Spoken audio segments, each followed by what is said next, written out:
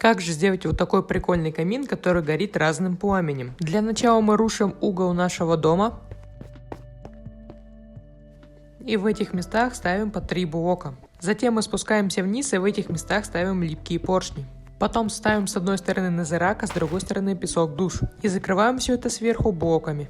Потом вот таким вот образом ставим редстоун. Точно так же мы ставим с этой стороны. Затем уже изнутри ставим раздатчик. И в него мы загружаем огниво. Потом прячем все это дело под кварцевыми ступенями. Сверху делаем все точно так же. И практически тут же ставим 2 рычага. Далее закрываем все это дело стеклом и наслаждаемся прекрасным камином.